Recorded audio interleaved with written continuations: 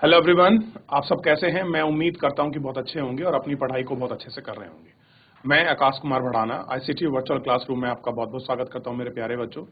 जैसा आपको पता है कि हमारी 10th क्लास है। 10th क्लास में हम लोग देख रहे हैं भारत और समकालीन विश्व।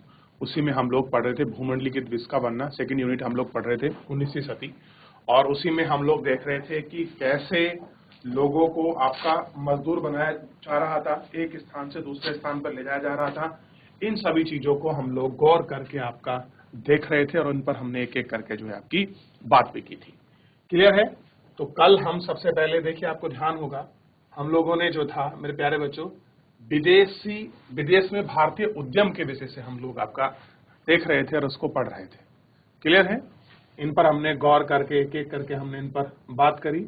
और कल हम देख रहे थे कि कैसे जो निर्यात था वहां कपास का 30% से घटकर आपका 15 हो गया था और 15 से घटकर 1870 में 3% हो गया था। इस पूरी स्थिति को हम लोगों ने आपका देखा था। क्लियर है? और इसी के साथ हम लोग जो था हम अंतिम जो था यहाँ तक अपना आपका प्रारंभ कर चुके थे। आज हमें 19वीं सदी में भारतीय बाजारों में ब्रिटिश उत्पाद के विषय में पढ़ना है। लेकिन उससे पढ़ने से पहले एक बार छोटा सा हमको इमेज दिया गया है सूरत के साथ और उसके साथ बहने वाली नदी लूनी को एक आपका दृश्य दिखाया गया है। देखिए, सूरत में एक नदी बहती है गुजरात में बेसिकली। उसका नदी का नाम है आपका लूनी नदी। लूनी और माही, खास कर आप लूनी को देखिए तो थोड़ी चीजें और आपको अच्छे से साफ हो जाएंगी कि लूनी नदी कहाँ है। जब आप ज्योग्राफिकल चीजें देखोगे तो सारा स्टेप आपके माइंड में क्लियर हो जाएगा। तो 17वीं शताब्दी के दौरान से 18वीं शताब्दी की शुरुआत में सालों में सूरत पश्चिमी भाग में होने वाले समुद्र व्यापार का मुख्य केंद्र था। यानी कि सूरत में क्या होता था, बहुत बड़ा आपका ट्रेड पॉइंट था। क्या था? बहुत बड़ा आपका ट्रेड पॉइंट था। कहां? सूरत में। ये आपको पता रहना चाहिए। अब देखिए क्या कह रहे हैं कि 19वीं सदी में भारतीय बाजारों में ब्रिटिश औद्योगिक उत्पाद की बाढ़ सी आ गई। कह रहे जैसे ही 19वीं सदी लगी, ये 19वीं सदी ऐसी थी जैसे कि ब्रिटिश उद्योग के सामान की भारत बाजारों में बाढ़ आ गई हो, कि हर जगह भारतीय बाजारों में केवल ब्रिटिश उपनिवेश द्वारा निर्मित चीजों ही वस्तुएं हमारे बाजार में हमको दिखाई देने लग गई। क्लियर हो गया? क्या दिखाई देने लगी? वही वस्तुएं। भारत से ब्रिटेन और शेष विश्व को भेजे जाने वाले खाद्यान्न व कच्चे मालों का निर्यात में इजाफा हुआ। अब कह रहे हैं कि भारत से जो आपका ब्रिटेन की तरफ जो भी कुछ जा रहा था, उस खाद्यान्न और कच्चे माल के निर्यात में इजाफा का मतलब होता है प्रॉफिट। कैसा हुआ? इजाफा हुआ। आपका प्रॉफिट जो था होने लग गया। अब आप इस प्रॉफिट को समझ सकते हैं अच्छे से। तो क्या है? इस प्रॉफिट को देख भी सकते हैं कि क्या है ये प्रॉफिट। ठीक, अब देखिए, ब्रिटेन से जो माल भारत भेजता था, उसकी कीमत भारत से ब्रिटेन भेजने वाली माल की कीमत से बहुत ज्यादा थी। कैसे थी? अब जो माल कहां से आ रहा है, भारत से ब्रिटेन आ रहा है, अब उसकी कॉस्ट कैसी हो गई थी आपका, जो थी धीरे धीरे आपका ज्यादा हो गई थी। ठीक, भारत के साथ ब्रिटेन हमेशा व्यापार अधिशेष की अवस्था में रहता था।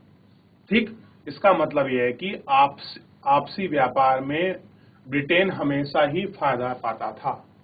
यानी कि अधिशेष का मतलब है कि अगर आप बेनिफिट्स की बात करो, जब भारत और ब्रिटेन आपस में ट्रेड कर रहे थे तो सबसे ज्यादा फायदा और जो आपका बेनिफिट था वो हमेशा किसको मिला है? वो आपका ब्रिटेन को ही मिला है। ब्रिटेन इस मुनाफे के सहारे दूसरे देशों के साथ होने वाले व्यापारिक घाटे की भरपाई कर लेता था। ब्रिटेन ने सोचा चलो भारत से हमको लाभ हो रहा है, जो और देश है जहां से हमें घाटा हो रहा है हम उसको आपका फुलफिल कर सकते हैं उस जगह से। तो इस तरह से वो क्या कर रहा था, भारत के साथ हुए प्रॉफिट में अन्य देशों के साथ जो लॉस हो रहा था उसको मेंटेन कर रहा था। कौन? ब्रिटेन खास करके। तो इसमें बात चल रही है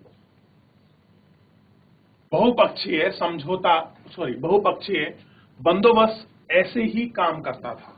और कह रहे हैं जो बहुपक्षीय आपका सेटलमेंट था उसका काम करने का तरीका ही ये था।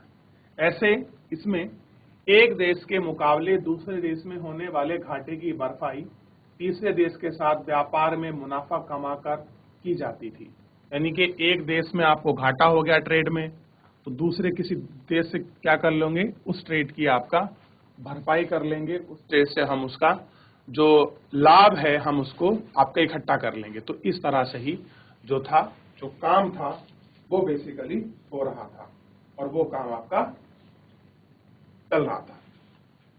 अब देखिए, भारत ने 19वीं सदी के विश्व अर्थव्यवस्था के रूप में एक तय करने में अहम भूमिका निभाई, यानी कि इंपॉर्टेंस रोल कौन निभा रहा है, भारत इस समय। ठीक है, तो एक बार थोड़ा सा मैं आप चाहता हूं कि आप लोगों से इसको एक बार अच्छे से गौर करके देख लीजिए, फिर हम थोड़ा सा इसमें आगे बढ़ेंगे। क्लियर है? चलिए, ब्रिटेन के व्यापार से जो अधिशेष हासिल होता था, ताकि कथित होम चेड यानी कि देसी खर्चे का निपटारा होता था, ताकि ब्रिटेनिया अफसरों और व्यापारी द्वारा अपने घर द्वारा भेजी गई निजी रकम भारतीय भारी कर्जे पर ब्याज और भारत में काम कर चुके ब्रिटानियाई अफसरों की पेंशन दी जा सके। अब जो प्रॉफिट है उससे जो घरेलू खर्चे हैं उसको निपटा दो, और ब्रिटानिया में जो अफसर जॉब कर रहे हैं और जो आपका ट्रेडर है वो उनके लिए वो आपका यूज हो जाए। इस तरह से वो काम करने की कोशिश कर रहे थे। कौन? ये लोग। अब 7वीं शताब्दी के अंत में भारत को अधिशेष जोड़ने वाला एक व्यापारिक मार्ग, इस व्यापारिक मार्ग को थोड़ा सा एक बार अच्छे से देख लीजिए। देखिए, ये है सूरत पोर्ट, ये है गोवा, ये है मद्रास, ये है मछलीपट्टनम, और ये है कलकत्ता वाला हुगली, और ये है भारत। ठीक, ये हिंद महासागर है, ये है मलक्का जो आपका मलाय प्रायद्वीप है। ठीक, इस तरह से यहां से ट्रेड था, इधर यहां ट्रेड था, इधर इस तरह से ट्रेड था। ठीक, अब देखिए, जो भी ट्रेड होता था पहले तो घूम के जाते थे, लेकिन अब कैसे हो रहा है, लाल सागर से होते यूरोप में। ठीक, और यही से ही आपका मलक्का से जो आपका व्यापार था चाइना की तरफ होता था, बैंकॉक की तरफ होता था। आप एक बार गौर करके देखिए कि कहां तक इनका पूरा एक जो नेटवर्क था, जो जाल था, वो कैसे बिछा हुआ था।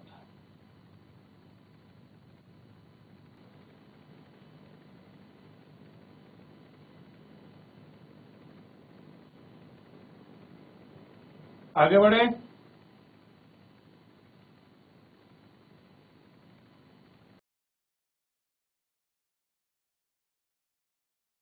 चलिए, अब इसमें यूनिट जो थर्ड है वो शुरू हो रही है, यानी कि सेकेंड यूनिट को हम लोग देख चुके हैं, और सेकेंड यूनिट आप जानते हैं, सेकेंड यूनिट क्या है, 19वीं सदी।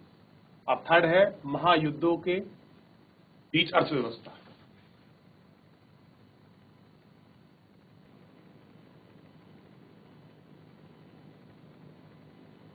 चलिए, थर्ड यूनिट है, देखिए,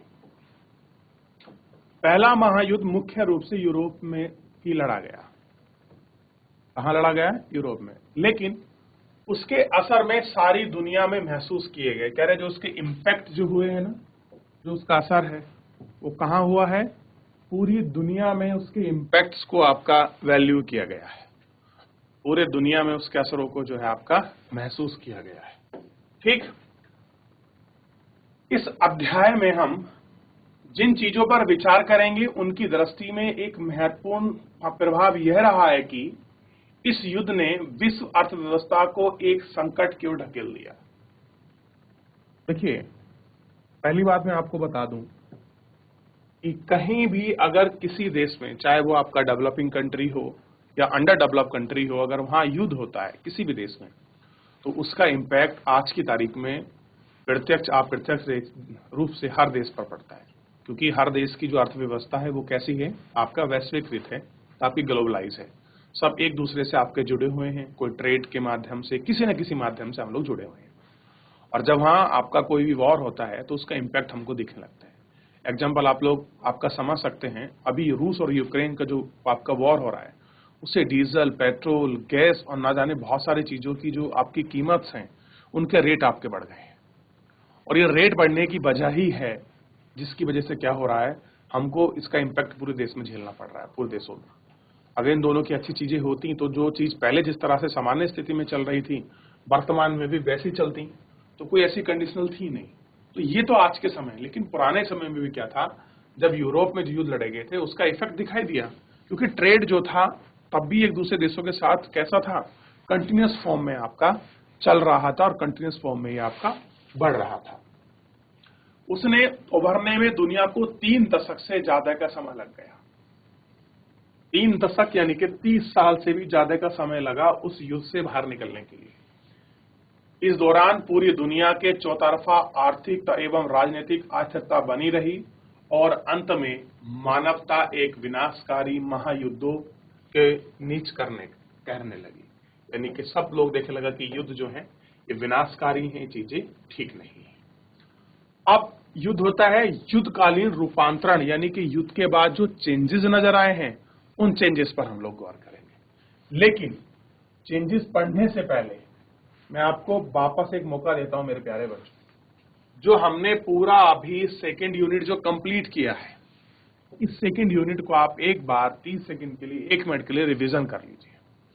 क्योंकि जैसे सेकंड यूनिट यानी कि चैप्टर ही मान लीजिए आप शुरू हो गया है, तो पिछला आपको क्या उसकी पृष्ठभूमि याद रही है नहीं है, आप लोगों ने घर पर भी रिवीजन किया है, कोई डाउट, कोई क्वेरी, कोई चीज सब समझ नहीं आता है, आप मुझसे जरूर पूछिए, एक बार देख लीजिए, फिर आगे बढ़ते हैं।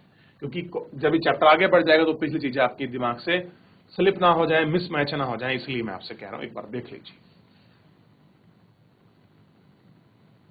जैसे इसको आप लोग देख लेंगे, फिर हम लोग क्या है इसमें आगे बढ़ जाएंगे।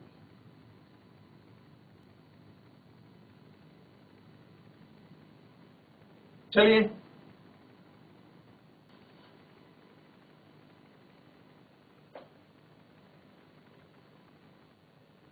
अब देखिए, चलिए कोई डाउट नहीं है, आगे बढ़ रहे हैं। अब जब युद्ध होता है तो युद्ध के बाद बहुत सारी चीजों का जो इम्पैक्ट है वो पड़ता है और कुछ चेंजेस जो है हमारे सामने नजर आते हैं। तो वो चेंजेस क्या थे, वो बदलाव क्या हो रहे थे, आइए उन बदलावों पर गौर कर रहे हैं। जैसा कि आप जानते हैं कि पहला विश्व युद्ध 2 खेमे के बीच लड़ा गया। पहले खेमे को मित्र राष्ट्र, ध्यान रखना 2 खेमे 2 गुट हो सकते हैं, पहले को बोला गया मित्र राष्ट्र। मित्र राष्ट्र में कौन था, ब्रिटेन, फ्रांस और रूस, ये 3 देश थे। कहां पर, मित्र राष्ट्र। दूसरे पहले को बोला गया सेंट्रल पावर, केंद्र शक्ति, और केंद्र शक्ति में कौन था, जर्मनी, ऑस्ट्रिया और हंगरी और ओटोमन साम्राज्य तुर्की। ये आपके वॉर हो रहा था। समय है फर्स्ट वर्ल्ड वॉर की बात चल रही है बेसिकली। थर्ड वर्ल्ड वॉर के जो कंडीशन है उसको एप्लीकेबल करके चीजों को देख रहे हैं। तो पहला मित्र राष्ट्र, दूसरा सेंट्रल पावर। मित्र यानी कि ब्रिटेन, फ्रांस, रूस, सेंट्रल पावर जर्मनी, ऑस्ट्रिया, हंगेरिया और ओटोमन साम्राज्य। अब 14 अगस्त, जो अगस्त 1914 में जब युद्ध शुरू हुआ तो बहुत सारी सरकारों को यही लगता था कि युद्ध ज्यादा से ज्यादा आपका क्रिसमस तक खत्म हो जाएगा, यानी कि 25 दिसंबर तक ऊपर नहीं चलेगा, जब अगस्त में युद्ध आपका प्रारंभ हुआ था। यह युद्ध तो 4 साल से भी ज्यादा तक चला और क्या रिजल्ट निकला कि 1914 में शुरू हुआ और 1918 में जाकर कहीं इसकी समाप्ति हुई। अब अनुमान था क्रिसमस तक, यानी कि मुश्किल से 4-5 महीने। चल कितना गया, 4 साल। एग्जाम्पल देख सकते हैं कि रूस और आपका जो दूसरा हमारी जो कंट्री है जिसके साथ अब यूक्रेन के साथ जो युद्ध हो रहा है, कहा गया था कि 2-4 दिन झेल पाएगा रूस की वार, बाकी निमट जाएगा। देखिए लेकिन कितने लंबे समय तक अब भी चल रहा है। ठीक, अब देखिए मानव सभ्यता के इतिहास में ऐसा भीषण युद्ध पहले कभी नहीं हुआ। इस युद्ध में दुनिया के सबसे अगुर औद्योगिक राष्ट्र एक दूसरे से जूझ रहे थे। अब जो भी टॉप मोस्ट देश थे जो अगुवाई कर रहे थे इन चीजों की, बेसिकली वो क्या कर रहे थे, इन सब चीजों से जूझ रहे थे, लड़ रहे थे। और शत्रुओं के नेस्तनाबूद करने के लिए उनके पास बेहिसाब आधुनिक औद्योगिक शक्ति इकट्ठा कर चुके थे कि जो अपने दुश्मन हैं उसको कैसे खत्म किया जाए, क्या प्लानिंग है, इन सब चीजों पर बात कर रहे थे। यह पहला आधुनिक औद्योगिक युद्ध था। इस युद्ध में मशीन गनों, टैंकों, हवाई जहाजों और रासायनिक हथियारों का भयानक पैमाने पर इस्तेमाल किया गया। ऐसा हुआ कि भयानक जो आपका पैमाने पर इन सभी चीजों का, यानी बेसिकली जो टेक्निकल चीजें थी उनका प्रयोग किया गया। ये सभी चीजें आधुनिक विशाल उद्योग की देन थी। उद्योग के लिए दुनिया भर में असंख्यक सिपाहियों की भर्ती की गई थी। उन्हें विशाल जलपोत व रेलगाड़ी में भरकर युद्ध के मोर्चे पर लाया जाना था। इस युद्ध ने मौत और विनाश जैसी विभक्ति रची हुई औद्योगिक युग से पहले औद्योगिक शक्ति के बिना कल्पना नहीं की जा सकती थी। यानी कि कल्पना से परे था। इतनी बड़ा मौत का मंजर, इतना बड़ा विनाशक ऐसा युद्ध किसी ने नहीं देखा था। युद्ध में 90 लाख से ज्यादा लोग मारे गए और 2 करोड़ लोग घायल हुए। नंबर देखिए कितना बड़ा है, आप देखेंगे 2 करोड़ लोग घायल हुए और 90 लाख, यानी कि लगभग 3 करोड़ लोगों की क्षतिपूर्ति हुई। 1 करोड़ लगभग 90 लोग का डाटा है, लेकिन ज्यादा ही मारे गए होंगे प्रथम वर्ल्ड वॉर में। तो ये कंडीशन बनी हुई थी प्रथम वर्ल्ड वॉर। अब देखिए, प्रथम विश्व युद्ध के दौरान एक हथियार फैक्ट्री में काम करते मजदूर युद्ध की जरूरतों को पूरा करने के लिए हथियार का जो उत्पादन है उसको वो आपका तेजी से कर रहे हैं। देखिए, ये सब बम, गोला बारूद रखे हुए हैं। आप इनको देख सकते हैं कि कैसे बम, गोला बारूद रखे हैं। ठीक, देख लीजिए इसको। ये कहानी है प्रथम विश्व युद्ध की। ऐसी कंडीशन थी फर्स्ट वर्ल्ड वॉर में।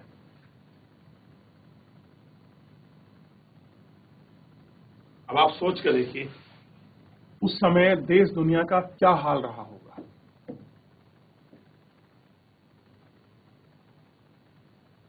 अब देखिए, मृतकों और घायलों में ज्यादा से ज्यादा कामकाजी उम्र के लोग थे। यानी कि कामकाजी का मतलब है कि उनकी उम्र 50-60 साल से कम थी, 60 साल से बेसिकली। इस महाविनाश के कारण यूरोप में कामकाजी लायक लोगों की संख्या बहुत कम बची। अब जब लोग मर गए तो ऑब्वियस बात है काम करने वाले लोग कम बचेंगे। परिवार के सदस्य घट जाने से युद्ध के बाद परिवारों की आय में गिरावट आई। अब जब लोगों की संख्या घट गई, कमाने वाला बचा नहीं, बच्चे बचे, फीमेल बची, तो ऑब्वियस बात है कि जो इनकम होगी, जो उनका आर्थिक स्रोत है, वो तो घटेगा ही, घट गई। युद्ध संबंधी सामग्री का उत्पादन करने के लिए उद्योग का पुनर्गठन किया गया। युद्धों की जरूरतों को मद्देनजर पूरे के पूरे समाज को बदल दिया गया। मर्द मोर्चे पर जाने लगे तो उनके काम को संभालने के लिए घर की औरतों को बाहर आना पड़ा। जाना पड़ा, औरतों को बाहर आना पड़ा, जिन्हें अब तक केवल मर्द ही काम के माने जाते थे। अब कहते हैं कि जो फीमेल है अब क्या हो गई, मेल की जगह आ गई है।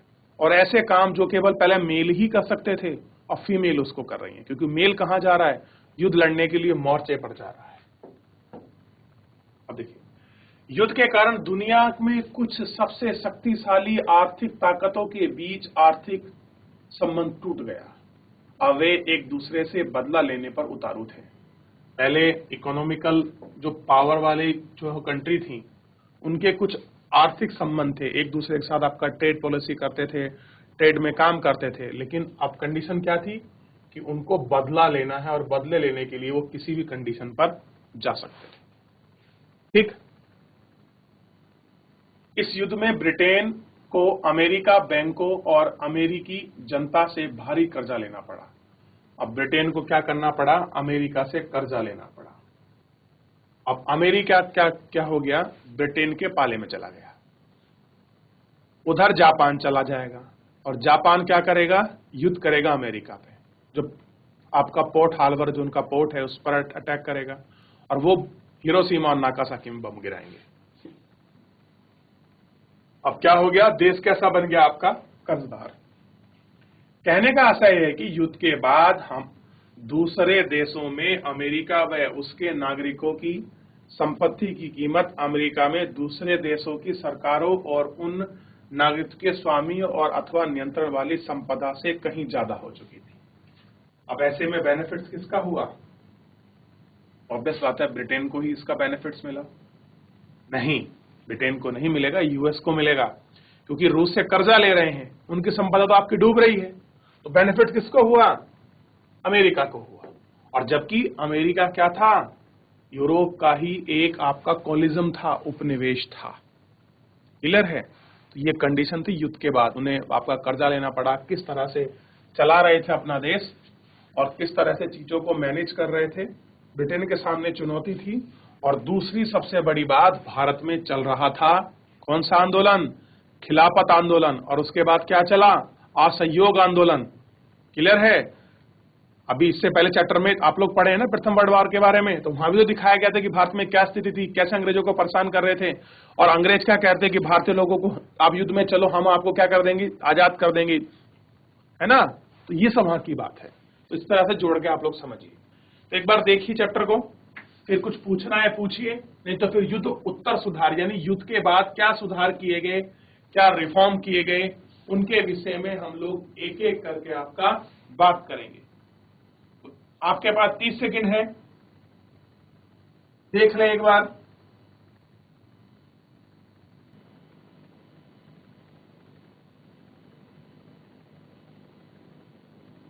चलिए आगे बढ़ जाए।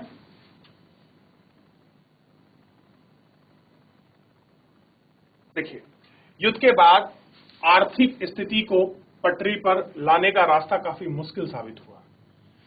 युद्ध से पहले ब्रिटेन दुनिया की सबसे बड़ी अर्थव्यवस्था थी। क्या थी? ब्रिटेन दुनिया की सबसे बड़ी अर्थव्यवस्था थी। युद्ध के बाद सबसे लंबे संकट उसी को झेलना पड़ा। और सबसे लंबा संकट किसने झेला? उसी ने झेला। जिस समय ब्रिटेन युद्ध से जूझ रहा था, उसी समय भारत और जापान में उद्योग विकसित होते थे। अब क्या हो रहा था? भारत और जापान में की जो इंडस्ट्री है वो आपकी डेवलप होने लग गई थी। युद्ध के बाद भारतीय बाजारों में पहले वाली वर्चस्वशाली स्थिति प्राप्त करना ब्रिटेन के लिए बहुत मुश्किल हो गया था। यानी कि भारतीय बाजार में जिस प्रकार का उनका वर्चस्व पहले था, अब वो मुश्किल हो गया था। अब उसे जापान से भी मुकाबला करना था, सो अलग। अब जापान उससे कंपटीशन में था। युद्ध के खर्चे की भरपाई करने के लिए ब्रिटेन ने अमेरिका से जमा करे कर्जे लिए थे। इसके परिणाम यह हुआ कि युद्ध खत्म होने के बाद तक ब्रिटेन भारी विदेशी कर्जे में दब चुका था। कर्जा किससे लिया? यूएस से। अब जो देश आपका प्रॉफिट में चल रहा था वो कहां चला गया? लॉस में। कौन? ब्रिटेन। अब ब्रिटेन के सामने मुसीबत खड़ी हो गई। युद्ध के कारण आर्थिक उछल का माहौल पैदा हो गया, क्योंकि मांग, उत्पादन और रोजगार में भारी इजाफा हुआ। प्रोडक्शन बढ़ा, रोजगार की मांग बढ़ने लगी। पर युद्ध के कारण पैदा हुई उछाल शांत तो उत्पादन गिरने लगा और बेरोजगारी बढ़ने लगी।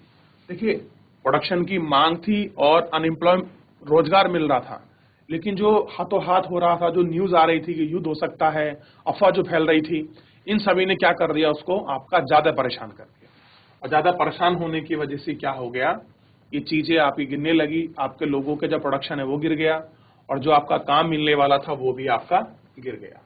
और क्या हो गया? जो बेरोजगारी थी, अनएम्प्लॉयमेंट, वो आपका बढ़ने लगी। अब ऐसे में जब आपकी बेरोजगारी बढ़ेगी और आपका प्रोडक्शन गिरेगा, तो दिक्कत तो होनी स्वाभाविक है। दूसरी ओर सरकार ने भारी भरकम युद्ध व्यय की कटौती शुरू कर दी। अब सोच रहे थे जो हमारे पास युद्ध हुआ है उसकी कटौती शुरू करी जाए।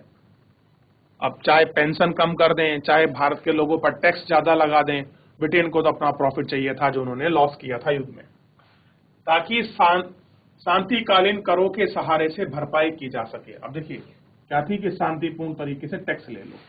अब भारत में टैक्स मिलने वाला नहीं है। इन सारे प्रयासों से रोजगार भारी तादाद को खत्म हुए। 1921 में हर 5 में से एक ब्रिटिश मजदूर के पास काम नहीं था। कंडीशन ये थी जो ब्रिटिश मजदूर थे। अब देखिए हर एक के पास 5 में से एक व्यक्ति अनएम्प्लॉयमेंट था।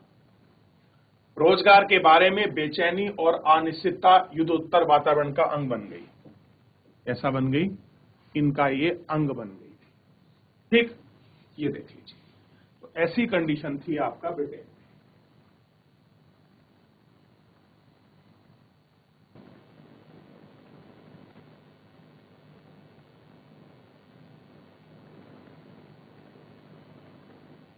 चलिए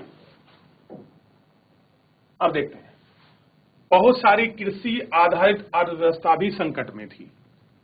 अब जहां पर आपका इंडस्ट्रियल बेस, आपका जो इकोनॉमी नहीं थी, वो भी दिक्कत में थी। अब देखिए, जहां पर इंडस्ट्रियलाइजेशन था, जैसे कि आपका फ्रांस हो गया, जर्मन में भी उस समय डेवलप हो चुका था, ब्रिटेन तो था ही, यूएस में भी हो गया था, तो वहां तो मंदी का दौर था ही। लेकिन मंदी के दौर के साथ जो अर्थव्यवस्था थी, उनमें भी दौर आपका संकट था। उदाहरण के लिए गेहूं उत्पादों की हालत पर विचार कीजिए। युद्ध से पहले पूर्वी यूरोप बाजार में गेहूं की आपूर्ति करने वाला एक बड़ा केंद्र था। युद्ध के दौरान आपूर्ति अस्त व्यस्त हो गई तो कनाडा, अमेरिका और ऑस्ट्रेलिया में गेहूं की पैदावार अचानक बढ़ने लगी। लेकिन जैसे युद्ध समाप्त हुआ, पूर्वी यूरोप में गेहूं की पैदावार सुधरने लगी, विश्व बाजार में गेहूं की अति हालत पैदा हो गई, अतः अनाज की कीमत गिर गई। यानी कि कुल मिलाकर यूरोप का तो बेड़ा गर्क हर तरीके से हो रहा था। युद्ध में भी हार गए, भले ही जीत गए थे, लेकिन दिक्कत तो होनी थी, क्योंकि खर्चा बहुत हो गया, टैक्स मिल नहीं रहा, यूएस का कर्जा हो गया। अब गेहूं बेचते थे, कुछ करते थे, वहां भी आपकी पैदावार हो गई और उसका भी रेट कम हो गया। अच्छा, ग्रामीण आय कम हो गई तो किसान गहरे कर्जे के संकट में फंस गए। अब जब गहरे संकट में फंस गए तो कैसे मदद करें ब्रिटिश सरकार की, ये भी एक चैलेंज बन गया। किनके सामने? लोगों के सामने। क्लियर है? तो मेरे प्यारे बच्चों, आज के इस लेक्चर में इतना ही। मिलते हैं नेक्स्ट लेक्चर में। आप तब तक ध्यान रखिए, स्वस्थ रहिए, अपनी पढ़ाई को बहुत अच्छे से करते रहिए और चैप्टर को अच्छे से रिवीजन कर लीजिए। मिलते हैं नेक्स्ट लेक्चर में। धन्यवाद।